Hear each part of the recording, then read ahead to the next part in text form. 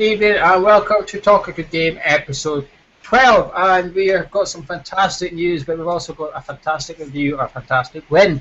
We only went to Anfield and won 3-0. None of us predicted this on the last show. I think Tommy said we would win actually, but I think he was just very positive and optimistic because he also said we played well against Leicester. Anyway, so I'm Redhammer from Hammer's Chat. I've got Gonzo from Hammer's Chat. Hello Gonzo. Hello, I'm Gonzo from Hammer's Chat and welcome to Talk a Good Game. That's better, you're learning. Charlie Brilliant. from Hammer's Chat. Hello, Charlie. Hey!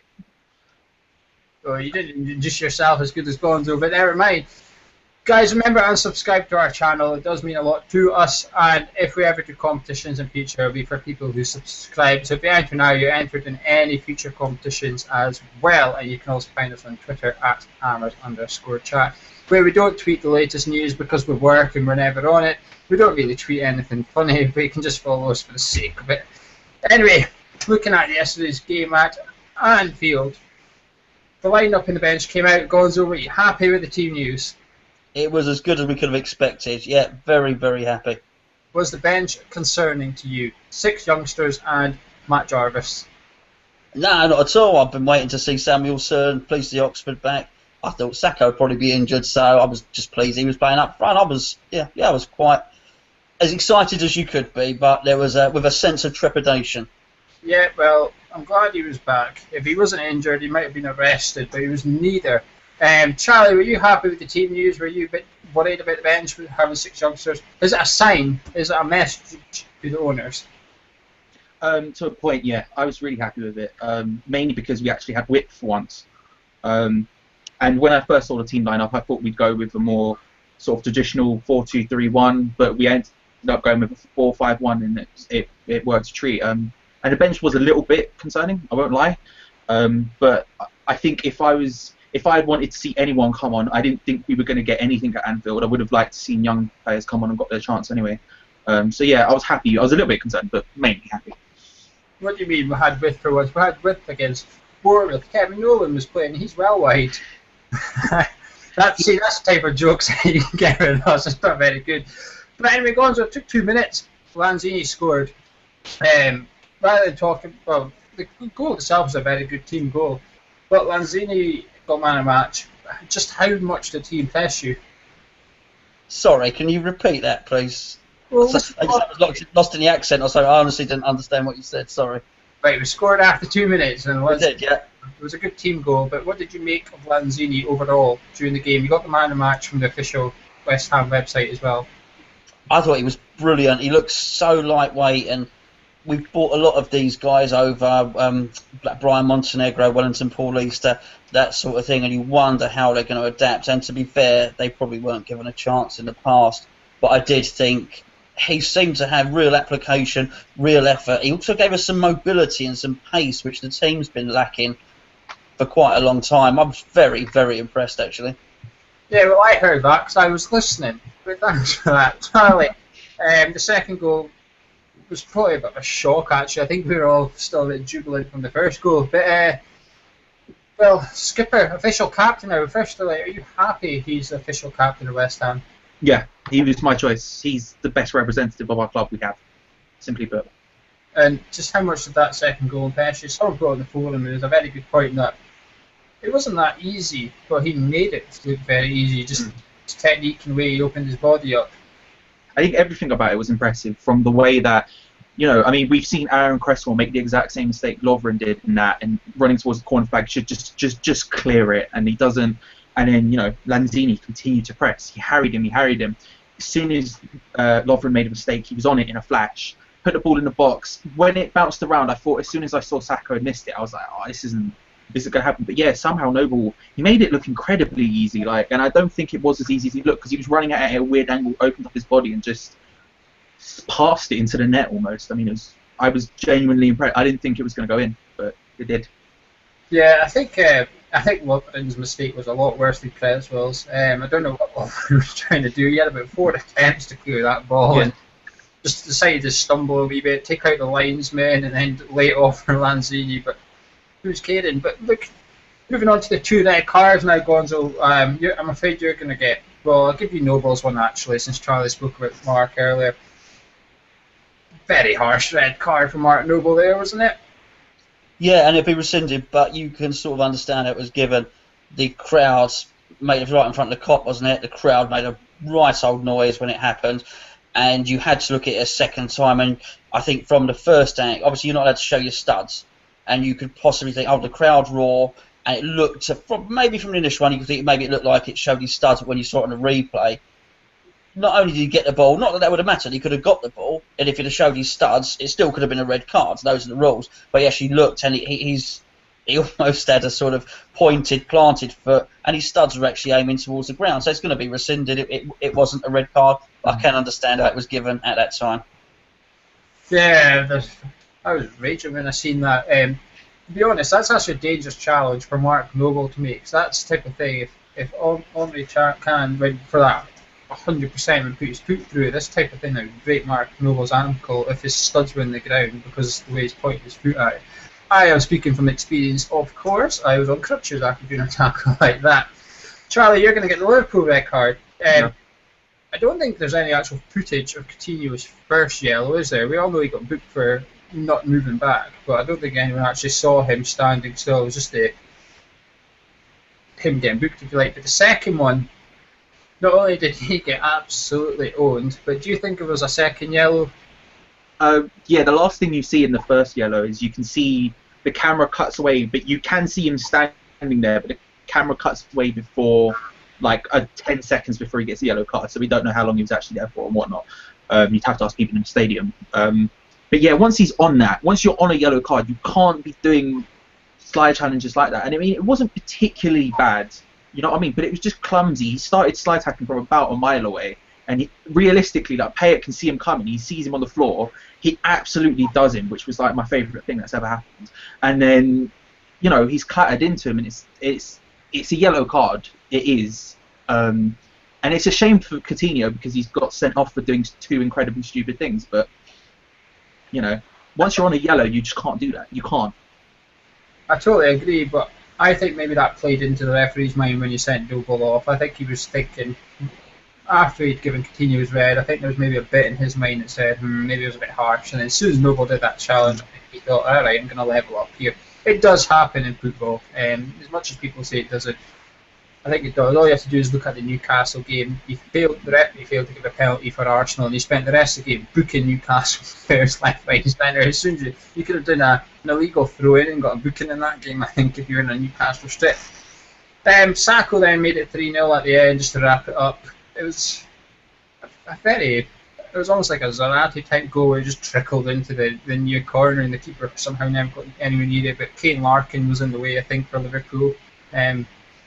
Gonzo, do you not think Sacco deserved that for his work rate? Not just for at Anfield, but over the last 4 games. He hasn't had much chances, and he still didn't get any at Anfield, did he? Yes. Well, can you expand a bit on that? This is where you can praise Sacco. He worked really hard. He absolutely deserved it. Yeah, he deserved the goal. I mean, what can you say? It's a bit of a thankless task within the system, the role that he's playing. Everyone was so good yesterday. And when I know it's not the question you're asking, but he ploughed a lonely furrow up front, if you like. But I think all of our players, our creative players, Lanzini and Payet, were better than theirs, which was Firmino and what's his name, Coutinho, that got sent off. Our centre backs were better than their centre backs. Our central midfield was better than their central midfield, and really you've got to say Sacco turned out to be more effective than Benteke. So happy days, really. Yeah, Charlie, I think if we were playing Newcastle next week, I know it's International Week, but let's say we were. Does Tompkins keep his position at right back? It's a difficult one because I'm of the belief that Tompkins hasn't, and this is a crazy thing to say considering the 2 games he's played are against Arsenal and Liverpool, but he hasn't been properly challenged yet at all. And I think if he's to come up against a genuine winger that isn't inverted, running directly at him, I don't know how well he's going to cope with it, because the problem was yesterday he was coming up against Joe Gomez a lot of the time, who was constantly having to cut back and then put it in with his right foot because he's not left-footed, and Tompkins was just destroying him for it. And even when Jordan Ibe came on, he still didn't look that dangerous at all. And I mean, to be honest with you, I forgot he'd come on very soon after he had. So it's a difficult one. I would say yes, so Carl Jenkinson would have a little bit more time to get up to speed. But it's a really difficult one. It's a very difficult one. Gonzo, do you agree with that? Or do you think Tompkins should keep his place, or do you think get the right back Jenkinson in? Well, yeah, I mean, listen, I hear what Charlie's saying, but let's be honest with you. If a good winger starts running at Jenkinson's, he's going to get torn a new one as well, isn't he? So, for want of a better phrase, of course. Yeah, I mean, he deserves to play there. Liverpool and Arsenal game, as Charlie said. We've won both of those. I think it'd be really, really harsh to drop him now. Yeah, I totally agree. He's done nothing wrong either game. Maybe he hasn't been tested, but there's not that many teams up there with a proper winger these days. I don't think Newcastle do. They play that Wijnaldum out on the left over the last couple of games. He cuts in as well, so I think Tompkins will be fine against Newcastle, personally. And it sends a message to Jenkinson. You've got to think, what kind of message does it send to Jenkinson if he gets straight back in? Well, we've had a clean sheet at Anfield, don't worry about it, Jenks, you're back in. You've got. I think Bilic is going to keep Tompkins in there, actually. Probably the hardest question of the night. Gonzo, man of match. Oh, I like Coyote yesterday. I know he wasn't involved, and Lanzini was brilliant, but yeah, I thought Coyote was a sort of bundle of energy all game, and yeah, I like him.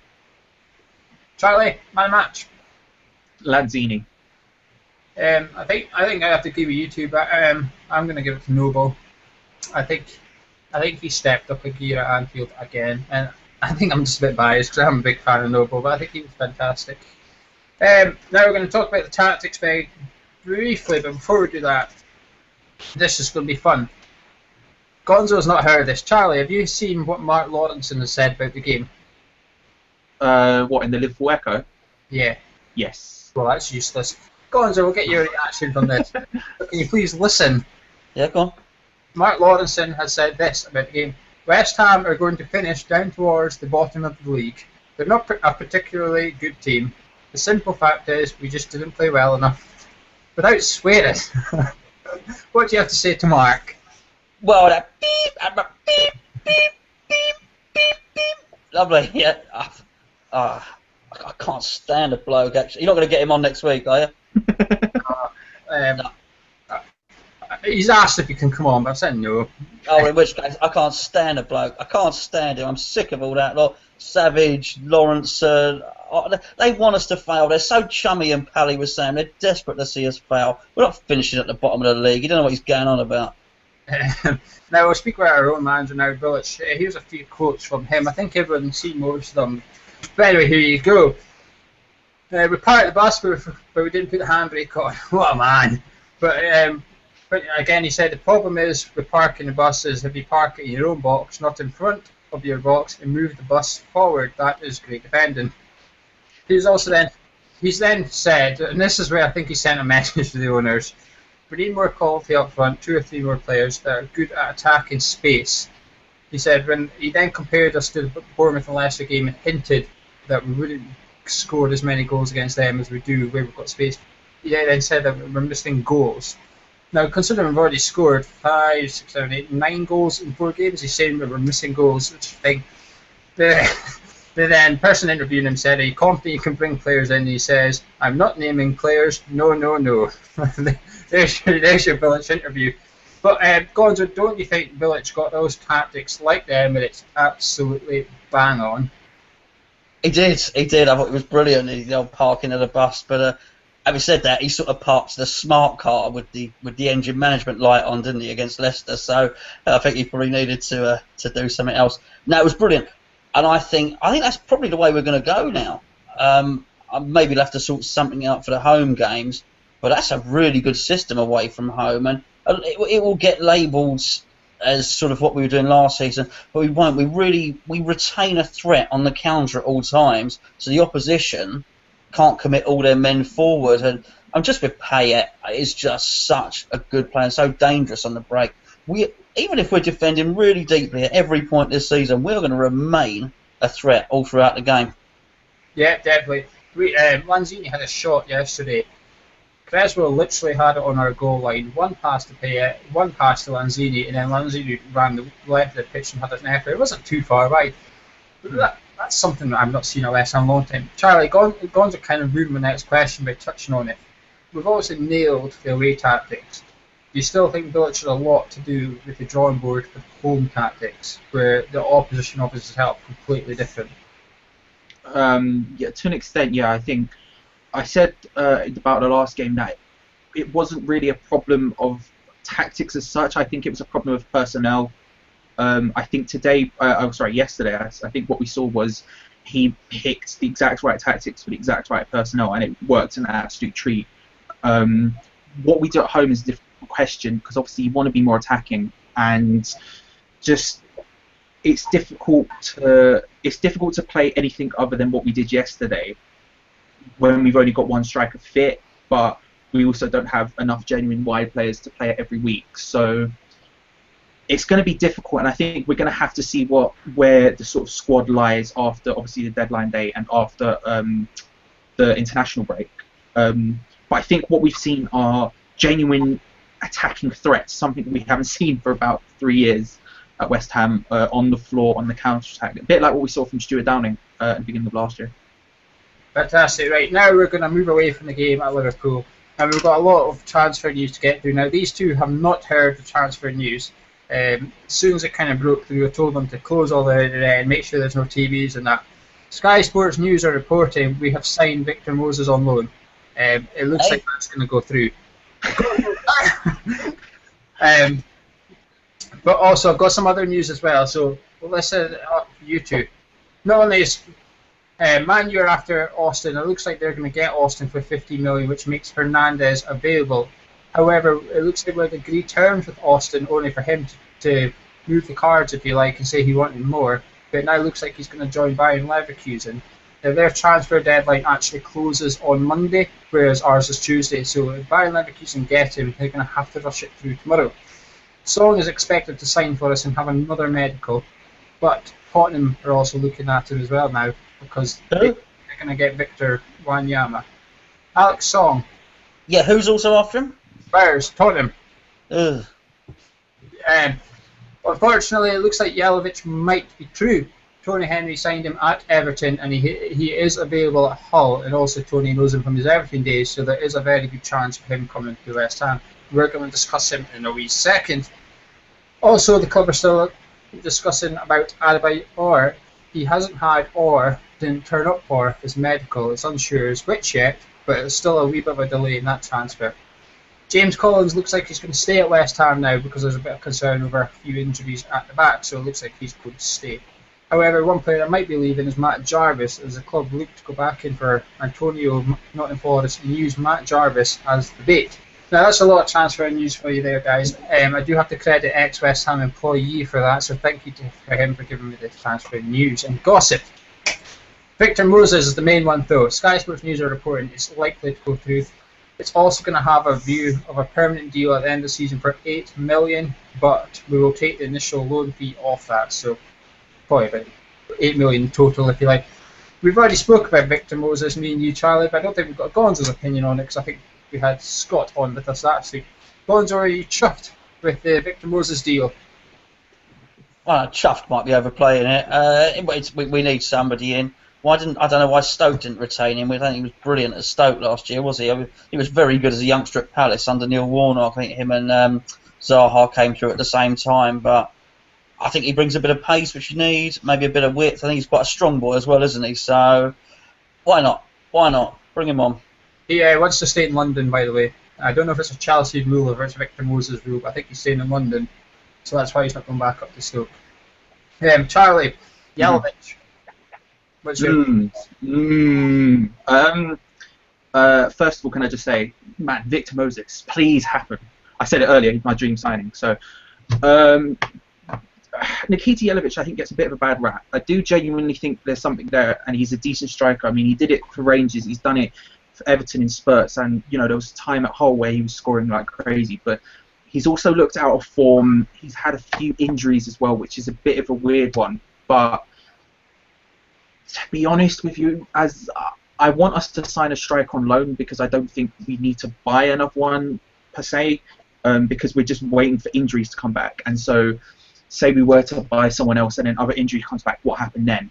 What would happen then? Which is the same reason I don't want Adebayor, because what's he going to do when Andy Carroll and everyone else is fit and he's having to sit on the bench? He's just going to start kicking off and it's going to be pointless. Jelavic, it really depends on the money for me. If it's cheap enough, then yes, simply just for the time being. If it's a bit, but that's really on the line for me. Yeah, I totally agree. I don't think we need a striker. Sacco's there. We have Lee on the bench. We've got Zarate and Carroll back for the Newcastle game. Valencia is a longer period of time, but that's 4 strikers at the club already. If the situation arose, I think we could adapt and play a sort of attacking midfielder up front. I think we've got enough in that department, especially if we get Moses in. And even this Antonio, who I don't know a great lot about, in all honesty. There's one other big news, of course, is there's a DVD out tomorrow, Rise of the Craze. It's appearing quite a lot through the clubs. But all the West Ham Insider or whatever on the official site said we'll get 2 to 4 players in before Tuesday, so we still don't know who that is. Gonzo, are you confident that this window is going to end on a high? Oh yeah, definitely. I was doing the mathematics the other day on one of the blogs, and I think there's still 15 odd million in the kitty. You look at all the wages we've freed up through Maiga as well, and Nolan's now gone. Downing, Carlton Cole's off the payroll. Amalfitano, he's not going to sit around. There's going to be a last-minute deal for him, so he'll go somewhere. So I think we've got about 15 million left, and I wouldn't be surprised if we've got in excess of 150,000 a week to go on players' wages. So yeah, I'm expecting an awful lot of activity, and I disagree with what you say about the striker, but I think we definitely do need a striker. Why is that? Well, the striker scores goals, we need someone to score goals. Sacco. Yeah. Sacco, you can't rely on that. I love Sacco, and he's the first choice, but you can't rely on Carroll coming back. You cannot. He is highly likely to break down, and I'm sorry to say that because he's a bit of a beast when he plays, but he's highly likely to break down. You need someone else of the standard of Sacco. Yeah. Well, guys, thank you very much for joining us. Remember, we do have a Betway offer at the moment where you will get entered into a £20 free bet draw. All you have to do is sign up with Betway through Hammer's chat. There's 2 links on the forum, on the navigation bar, and we'll tweet it occasionally as well. But Charlie, thank you very much for joining us, and you may get your dream signing. Well, I've got a feeling as soon as you log off, you're going to go have a look. But thank you very much for joining us. You're more than welcome anytime. And Gonzo, thank you as well. Thank you very much. That's no bother. And also, later this week we have unseen footage coming out, which is a good laugh actually. It's just us lot being silly when we record the show. It's what happens before and after the show. It's a good laugh though. You'll find out about Gonzo's pre-show rituals, which involve a lengthy phone call. We'll find out about a technical issue we had on our second episode. We had a major technical issue. It's a good laugh. But anyway, thank you very much for joining us, guys. Good night.